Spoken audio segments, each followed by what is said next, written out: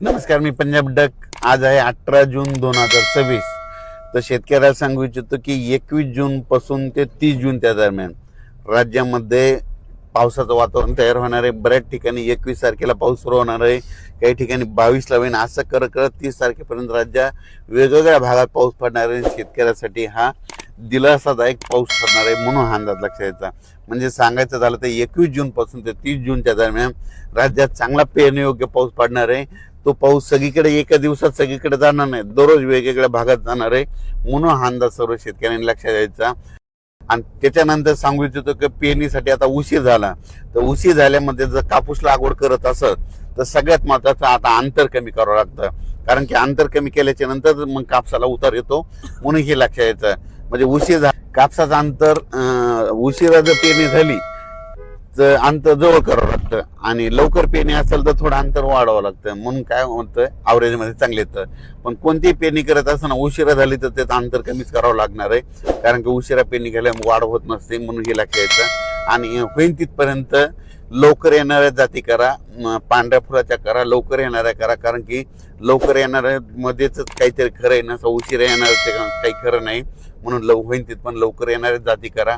आणि शेतीचं नियोजन करत असताना चांगली मशागत करून आपण आपल्या पेरणीची तयारी ठेवा. पाऊस पडल्याच्या नंतर जमिनीवर ओल तपासा, असं करीत नियोजन करून तुम्ही शेतकऱ्यांनी पेरणीची तयारी ठेवा. परत एक शेतकऱ्याला सांगू इच्छितो की यावर्षी दरवर्षी मी म्हणतो ना, जूनच्या शेवटच्या आठवड्यातच पेरणी होणार आहे. मी पहिल्यापासून सांगतो की निसर्गच 22 दिवस पुढे सरकला आहे, पण याकडे कोणी दुर्लक्ष करतं. लोक जे अंदाज देत असताना निसर्ग कोणी लक्षात देईना. निसर्ग काय झाला की ऋतुचक्रमान 22 दिवस पुढे सरकले, थंडी 22 दिवस पुढे सरकली, उन्हाळा 22 दिवस पुढे सरकला आणि पावसाळा 22 दिवस पुढे सरकला. लहान मुलाला जर विचारलं तर पाऊस कधी येणार, तो म्हणतो 7 जूनला येणार. पण आता भविष्यामध्ये काय करावं लागणार आहे, आता 7 जून ऐवजी आपल्याला दरवर्षी म्हणावं लागणार आहे जूनच्या शेवटच्या आठवड्यात पाऊस येणार आहे आणि पेरणी होणार आहे असं म्हणावं लागणार आहे.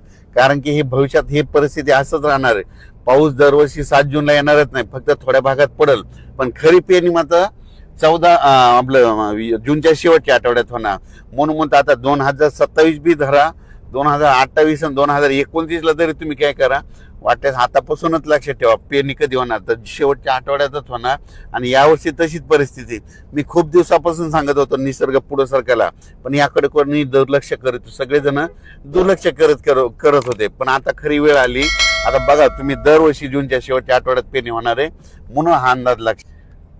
एल बद्दल सांगायचं झालं तर एल असो या नसो, दरवर्षी आपल्या महाराष्ट्रामध्ये भारतामध्ये पाऊस येतो तर येतोच, ही गोष्ट लक्षात घ्यायची. तर तुम्ही बघायचं झालं तर बघा, आता 21 तारखेपासून पुन्हा पाऊस सुरू झाला की हे सगळं बंद होतं, एल बंद होतं, सगळंच बंद होतं. म्हणून शेतकऱ्याला सांगू इच्छितो, आपल्या भारताला 2 समुद्र आहेत, एक अरबी समुद्र, बंगालच्या खाडीचा समुद्र.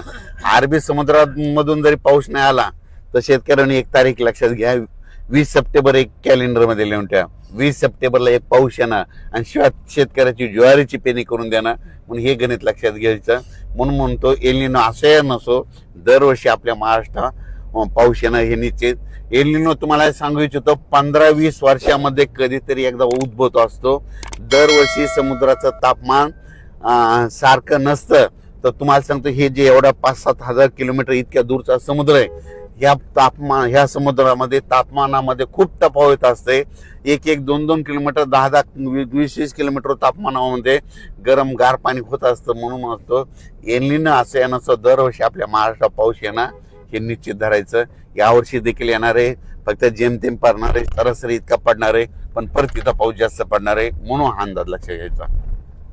आणि खूप प्रसारमाध्यमातून शेतकरी खूप घाबरत आहेत. शेतकऱ्यांनो, जूनमध्ये पहिल्यापासून म्हटलं तर कमी पाऊस पडणार आहे, जुलैमध्ये जास्त पडणार आहे, ऑगस्टमध्ये थोडाफार कमी राहील, पण सप्टेंबर ऑक्टोबर परतीचा पाऊस जास्त राहणार आहे. 13 नोव्हेंबरला थंडी येणार आहे. म्हणून यावर्षी दोन्ही पीक येणार आहे, एक तर खरीप पण येणार आहे आणि रब्बी पण येणार आहे. खरीप कशामुळे चांगलं येणार आहे, खरीपमध्ये जेमतेम पाऊस असला, थोडा कमी असला की ट्रेस भेटल्याच्या नंतर पिकाला फुलं लागतात, फुलं लागल्याच्या नंतर शेंगात रूपांतर होतं. त्याच्यामुळे खरीपाचं पीक चांगलं येणार आहे.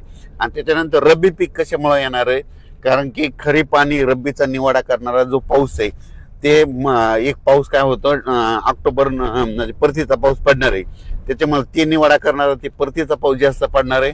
त्याच्यामुळे रब्बीचं पीक चांगलं येणार आहे. म्हणून शेतकरी हिताचं यावर्षी साल आहे म्हणून हे लक्षात यायचं. अफवेला पडू नका आणि यावर्षी पाऊस पडणार आहे. धन्यवाद.